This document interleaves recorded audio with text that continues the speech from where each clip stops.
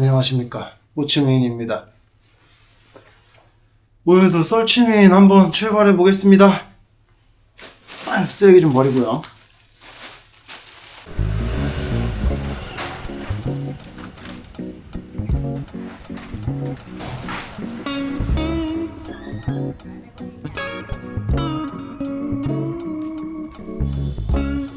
오늘의 썰치메인은 지난주에 말씀드린 것처럼 캠핑장 그리고 숙소 찾는 법에 대해서 한번 이야기를 해보려고 합니다. 커피 좀 마시고 갑시다. 자, 캠핑장 이야기를 왜 드리냐면, 루트를 결정하시면서 예를 들어서 하루에 내가 오늘은 300km 정도만 갈 계획이에요. 근데 300km 정도 거리에 가고 싶은 도시에 캠핑장이 없다. 그럼 숙박업소를 찾아야 되고, 잠잘 게 마땅하지 않으면 노지 캠핑할 공간이 있어야 되는데, 그게 아니라고 하면은 더 멀리 이동을 해야 될 수도 있고 더 가깝게 이동을 해야 될 수도 있습니다. 어쩔 수 없이 우리가 몸을 누일 수 있는 장소를 기준으로 해서 하루의 이동 거리를 정할 수밖에 없거든요. 잘 공간을 정하는 거는 굉장히 중요한 것 같아요. 그래서 이 이야기를 하게 됐고, 제가 주로 캠핑으로 여행을 했다 보니까 캠핑장 이야기를 먼저 드리고 뒤에 숙박에 관련된 이야기를 한번 드려보도록 하겠습니다. 먼저 캠핑은 두 가지로 분류를 할 수 있을 것 같아요. 노지 캠핑이랑 캠핑장에서 캠핑을 하는 걸 좀 구분을 할 수 있을 것 같은데, 제가 갔던 나라들 기준으로 캠핑이 합법인 나라들은 러시아, 몽골, 카자흐스탄, 키르기즈스탄, 핀란드, 노르웨이, 스웨덴 이렇게 있었던 것 같아요. 그리고 나머지는 노지 캠핑을 이렇게 합법으로 해주긴 하지만 일부 합법 이런 나라들이 있고, 독일 같은 경우에는 거의 완전히 금지라고 보시면 되고, 스페인도 사람마다 말이 다른데 현지에서 제가 만난 사람들은 스페인이 노지 캠핑이 굉장히 엄격하다고 들었거든요. 그래서 나라마다 조금씩 룰이 다르고 이 노지 캠핑을 허용하는 범위가 다르기 때문에 이 법은 이제 챗GPT나 이런 AI한테 물어보면은 좀 디테일하게 설명을 해주거든요. 그래서 가실 나라들에 대해서 미리 알아보고 가시면 참 좋을 것 같아요. 그러면은 노지 캠핑에 대해서 먼저 이야기할 거는 러시아 그리고 몽골, 카자흐스탄, 키르기즈스탄 이쪽에 대해서는 이야기를 한번 해볼게요. 러시아 같은 경우에는 노지 캠핑하는 건 크게 문제 없습니다. 근데 이 러시아 시베리아 지역 같은 경우에는 곰과 호랑이의 이슈가 좀 있을 수 있단 말이죠. 몽골도 늑대가 있고 하긴 하지만 이 늑대가 인간을 공격한 케이스는 거의 없습니다. 거의 보고된 사례가 없고, 늑대는 기본적으로 그 성향 자체가 인간을 피하는 그런 습성이 있어요. 그래서 늑대에 대해서는 크게 걱정을 안 하셔도 될 것 같고, 이제 호랑이랑 곰 같은 애들이 있을 수 있기 때문에 러시아는 아무래도 너무 깊은 산속으로 들어가신다거나 이런 거는 그렇게 추천을 드리고 싶진 않네요. 저도 그런 데까지 들어가지는 않았고, 호랑이도 사실 사람을 공격한 경우는 극히 드물다고 해요. 곰은 조금 덤빌 수 있다고 합니다. 자, 그러면 어느 위치에 텐트를 치는 게 좋겠냐라고 질문을 하시면, 저는 너무 민가에서 멀리 떨어진 곳은 그렇게 추천드리고 싶지가 않아요. 만약에 위급 상황이 발생했을 때 제가 소리를 지르거나 도움을 요청하러 걸어가거나 이렇게 할 수 있는 정도 거리에 있는 데서 텐트를 치는 게 좋다고 생각을 하거든요. 그게 안 되면은 사람이 날 공격하던 동물이 공격을 하던 어떤 상황이 발생을 했을 때 아무리 소리를 질러도 사람들이 도와주거나 할 수 없잖아요. 그거 좀 위험해요. 그래서 민가에서 너무 떨어지지 않은 곳, 그리고 그렇다고 또 너무 대놓고 어디서 봐도 여기 텐트 치고 캠핑합니다라고 드러나게 보이지도 않는 곳, 그 정도 위치가 적당하지 않을까라고 생각이 듭니다. 그래서 살짝 떨어진 도로가에서 살짝 떨어져서 숲으로 살짝 가려질 수 있는 그런 위치가 적당히 좋지 않을까라는 생각을 하고 있어요. 저도 보통 그런 데서 캠핑을 했고, 그리고 이제 트럭 카페 같은 데가 있으면은 그 옆에 공간이 좀 있을 수 있어요. 그런 데다가 사장님한테 말씀드리고, 나 저기다가 텐트를 좀 쳐도 되겠냐, 숙박을 할 돈이 없다, 이렇게 얘기 드리면은, 그러면 네 맘대로 해라 이렇게 하실 수 있어요. 안 되면 안 된다고 얘기하겠죠. 그 대신에 이제 거기에 그 샤워 일부 돈 내고 샤워할 수 있는 게 있거든요. 여기서 샤워하고 이용하고 그러고 텐트 치고 자면 되지 않겠습니까? 저는 그렇게 해보진 않았는데 가능할 것 같아요, 러시아에서는. 그리고 몽골 같은 경우에는 다 천지가 다 캠핑장입니다.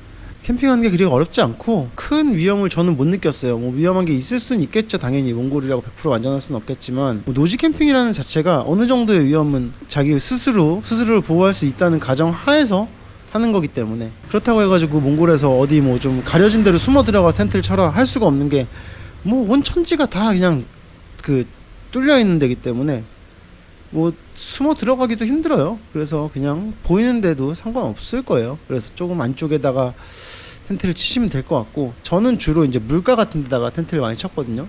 몽골에서 캠핑 한 번밖에 못했지만, 두 번밖에 못했지만, 물가에다가 치면 그래도 하다못해 흐르는 물에 세수라도 할 수 있으니까 그렇게 했습니다.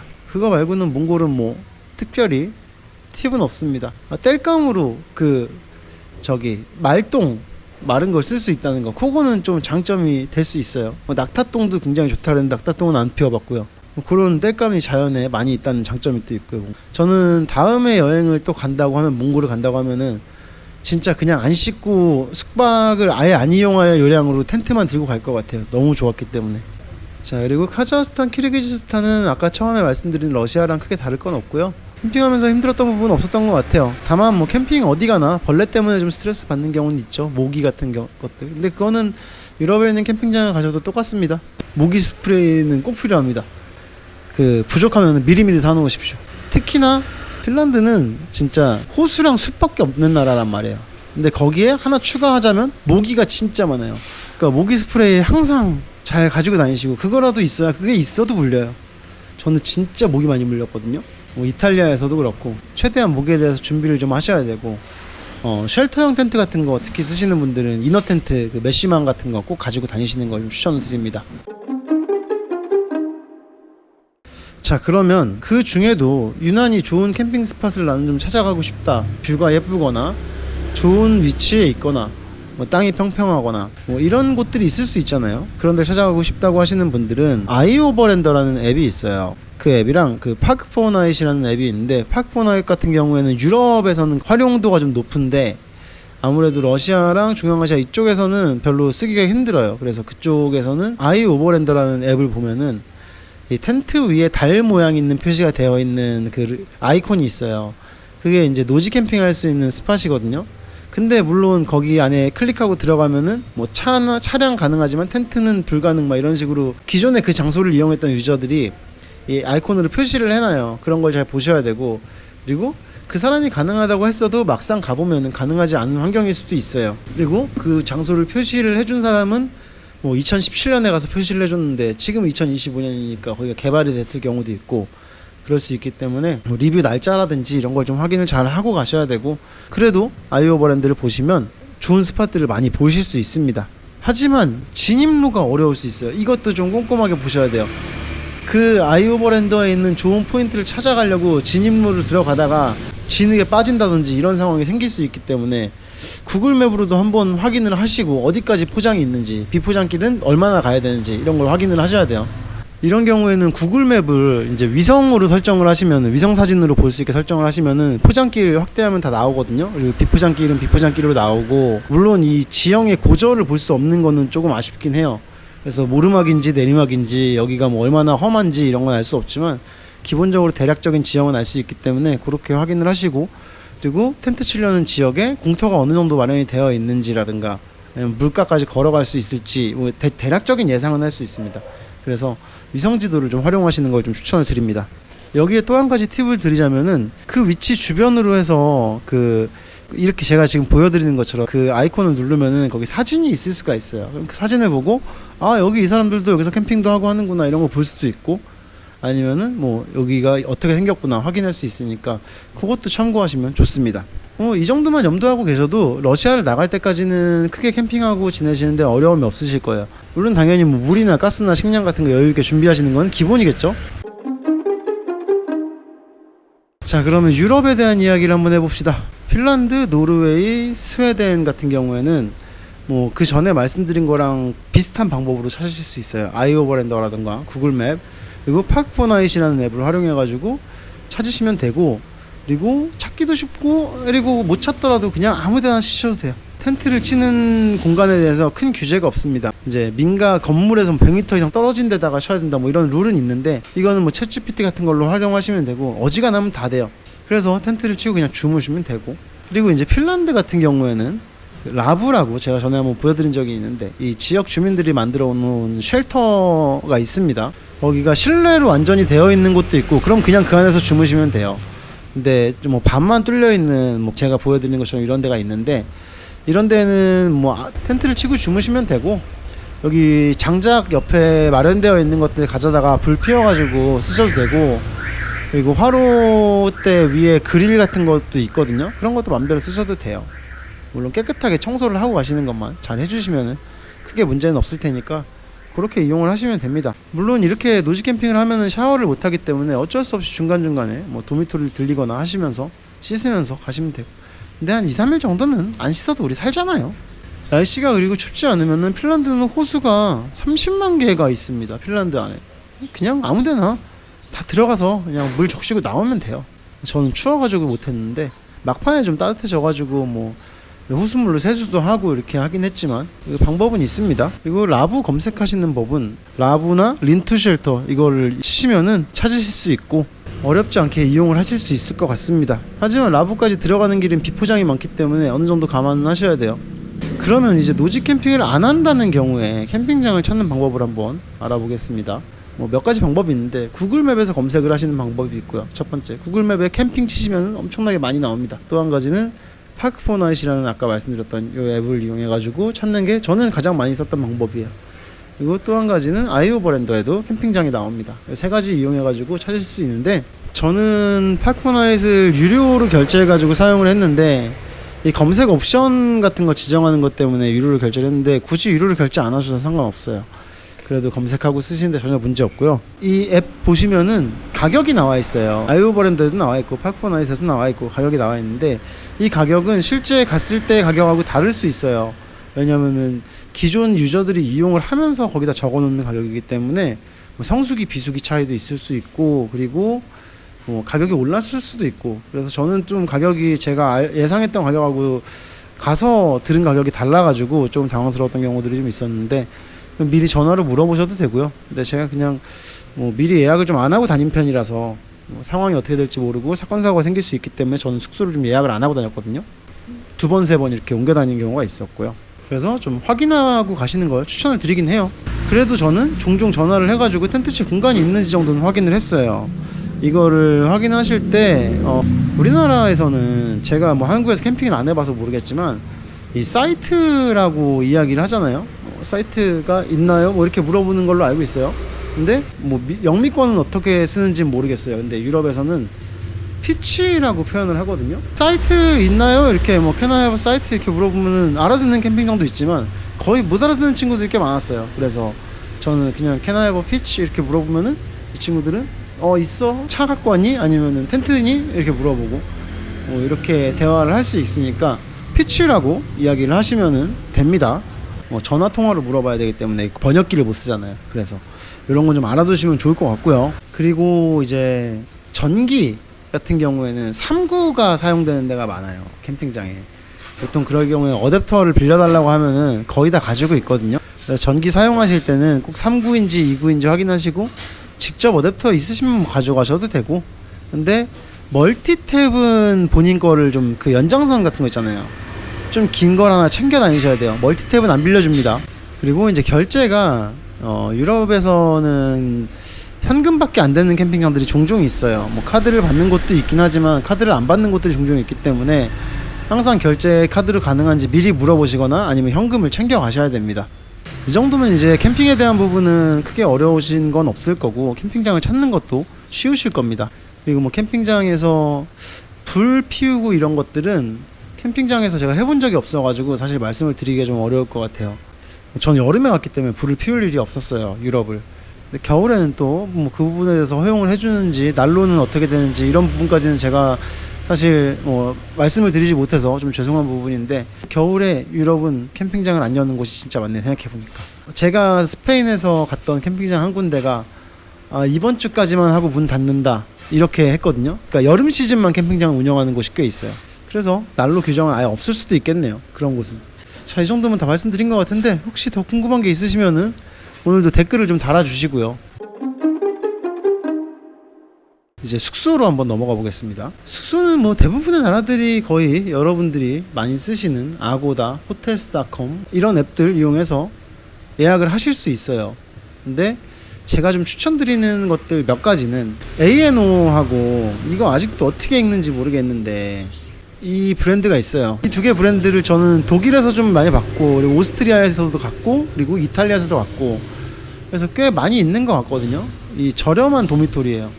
사실 한 2만원, 3만원대, 싼 데는 만 얼마짜리도 있었던 것 같은데, 그리고 비싼 데는 오스트리아에서 갔던 데는 제가 한 5, 6만원대 이렇게 이용을 했는데, 그 정도 가격대에서 이용할 수 있는 그 도미토리, 어쨌든 5만원 언더 도미토리에 주차 공간을 제공하는 곳도 있고 아닌 곳도 있었는데, 그리고 도미토리 컨디션도 나쁘지 않고, 그리고 취사 공간은 유료로 이용할 수 있어요. 근데 세탁기라든지 뭐 이런 건 다 유료긴 해요. 근데 어쨌든 뭐 1층에 카페가 보통 마련돼 있어가지고 카페에서 커피 시켜놓고 전기 이용하면서 인터넷 쓰면서 컴퓨터로 뭔가 하실 수 있고, 맥주도 마실 수 있고, 그리고 거기에 여행 온 친구들이 있으면 뭐 대화를 좀 할 수도 있고, 여러 가지로 가능하니까 요 프랜차이즈들 있으면은 적극적으로 이용하셔도 되고요. 그리고 여행자들이 많이 가는 도미토리를 찾을 수 있으면은 그런 데는 또 여행자들하고 좀 친구가 될 수 있는 케이스가 많거든요. 그래서 그쪽으로 많이 가시면 좋은데, 근데 이제 여행자들이 많이 가는 도미토리는 아무래도 여행지 근처에 있어요. 관광지 근처에. 근데 관광지만 여행 다니다 보면 좀 재미없을 거예요. 그래가지고 그쪽을 가실 일은 많이 없을 것 같고요. 나머지는 뭐 호텔이나 펜션 이런 거 이용하시면 되고요. 그리고 이제 러시아에서가 사실 숙박을 구하는 게 가장 문제일 겁니다, 사실. 왜냐면 러시아는 여러분이 사용하시는 아고다나 이런 앱들이 다 안 되기 때문에 러시아에서 숙박을 구하는 게 가장 어려운데, 첫 번째는 이제 오스트로복이라는 그 러시아 숙박 앱이 있어요. 그거 말고도 아마 다른 앱들이 많이 있을 거예요. 근데 제가 아는 건 오스트로복밖에 없으니까 오스트로복을 이용하시면은 러시아에서 호텔을 예약할 수 있고요. 근데 오스트로복에 등록이 되어 있는 이 숙박 업체가 대도시들밖에 없어요. 거의 작은 도시들 가면은 마을 같은 데는 당연히 없고요. 트럭 카페 같은 거 당연히 안 돼 있고, 어지간하면. 그래서 그런 데는 이제 맵으로 찾아야 돼요. 근데 구글 맵으로 찾으면 좀 어려우실 거고, 얀덱스라고 우리가 이제 러시아에서 주로 이용하게 되는 앱이 있습니다. 내비게이션도 쓸 수 있고, 지도로 쓸 수 있는데, 뭐 그 중앙아시아까지 다 쓸 수 있는 그 투기스라는 앱도 있어요. 근데 투기스보다 얀덱스가 훨씬 사용하기가 편합니다, 개인적으로. 그리고 얀덱스 페이 그런 거 등록해 놓으면은 주유소에서 기름 넣고 얀덱스로 자동 결제도 가능할 거예요, 아마. 그렇게 알고 있어요. 그래서 저는 얀덱스를 쓰시는 걸 좀 추천을 드리고요. 얀덱스에서 그 가스트니짜라는 말로 이렇게 치시면은 많이 나와요. 이 가스트니짜 정도는 어디다가 메모장에 적어 놓으셨다가 검색할 때 복붙을 하시든가 이렇게 할 수 있게 해 놓으세요. 그러면 좀 수월합니다. 가스트니짜 검색하면 많이 나오거든요. 그래서 거기 중에 뭐 아무데나 가시면 되고, 근데 문제는 이제 러시아 같은 경우에는 좀 힘드실 거예요. 그 외국인을 안 받는 데가 많아요, 숙박업소 중에. 그래서 제가 그 모고차에서 거절을 몇 번 당하다가 너무 힘들어가지고 나중에 이제 그 지역 바이크 포스트에서 다행히 잠자리를 마련해줘가지고 거기서 잤는데, 이런 일들이 생깁니다. 도란맨님도 겪었고 저도 겪었고, 러시아에선 숙박 거절하는 일을 아마 한 번씩 맞닥뜨리게 되실 거예요. 그거 진짜 좀 짜증나거든요. 우선 말을 못 알아듣잖아요. 근데 아줌마들이 거의 막 쫓아내듯이 나가라고 하는 경우가 있어요. 말도 안 들어보고 막 화나는데 어쩔 수 없어요. 그냥 외국인을 안 받는 업소인 거예요. 그게 법적으로 안 되는 건지 뭔지 모르겠지만 어쨌든 그런 곳이니까 그냥 그런 데는 빨리 나와가지고 다른 데로 이동하시면 됩니다. 제 영상을 보시다가 영상에 여기 숙박업소 어디지 궁금한데 하시는 분들은 본문에 보시면 제가 그 숙박업소 링크를 구글맵을 다 달아놨어요. 안 달아놓은 거 아마 없을 거예요. 그래서 거기로 들어가셔가지고 확인하시면 되고, 그리고 도미토리에 그런 경우가 있거든요. 커가 있는데 자물쇠는 제공을 안 해주는 경우가 있어요. 그래서 작은 자물쇠 하나 정도 본인이 가지고 다니시면은 굉장히 유용합니다.